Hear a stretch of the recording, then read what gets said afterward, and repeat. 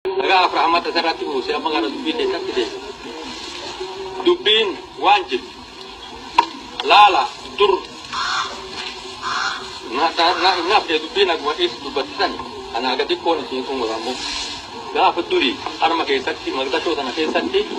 Walilul, ala teriak, tigre, walilul. Umat orang martuna haraga wudubitat. Gak sanenul Haile Selassie walilul. Debani Haile Selassie dabaran, manggis tu dabarre, manggis ulul. Gak manggis tu sanjari laman uriyar kasih. Tigre epi, ala teriak. Debiteen kagawat walilul, amma tigren gabron fat. Wan kumal oromo, mal pakat. Dubigari mo, dubibat jawab anak dia. Wanjir tu. Subhanallah jarri kutatakka. Rabbin kullahi nukuta kutani lama. Nami kuta kutani lama kutatok. Kuta kutani lama kutatoko gabro fat. Wan batutak. Wan oromo lekam wan bijilen kufaltu. Warabbi berada nama malatin. Umat kita nama talah faul berada. Walau tak kamu dubin nama natura dubatet para fikir natura dapat. Wan nisini am. La ifgafat ame fit debia. Wan malle sin atifar umbasa. Oromo tu tak nisa la fadima tu gati sai. Afani jet tamale garake sa sininji. Kau sila garake sa sinjirat.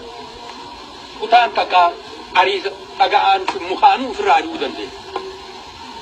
Garin isat mata min isat tani nami duwa en bromola mi walfitu jiram ala kriyana ci oromo fi ay ragate be tigre tar ma ci fi amalle ga nama kan nama shashan in kenna ite sin ragul in ken mi tanam malle hindi tani agar tani le gujan agar re ko yona e ga sini ku gujan misha ar sini ku fi ar ka kan wajira akan to kuda ila tikki da wa ane tin ummata san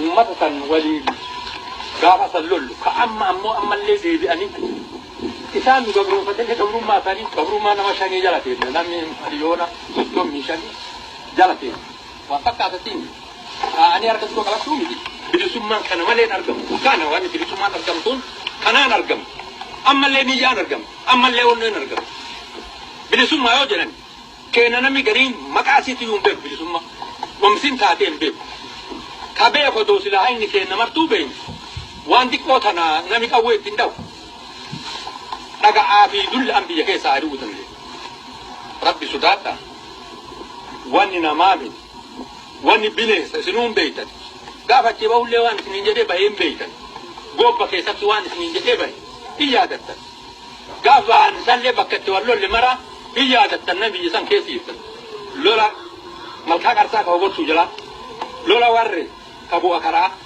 lola danisa kabu badira lola itan kabu eka gara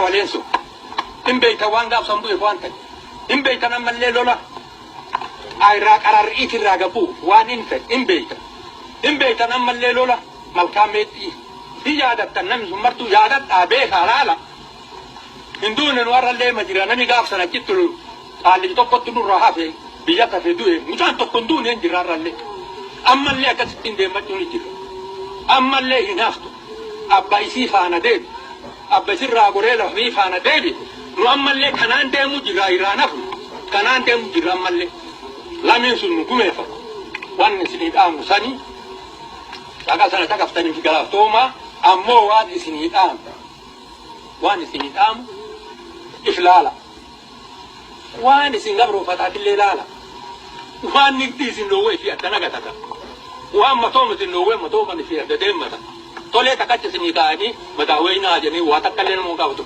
nugusa ke sanjirani nugusi kawadana go kawa mariya ke kawago kisubira fude ina mache santiyiti man mona isa ke sanna magam tiyiti na je san oromo mona isa ke satina magam tiyiti na je san la ladda andu bifi yara sirati daba wani di biya sinin jiru lafa ka'a ila banata akum mati tidema assalamu alaikum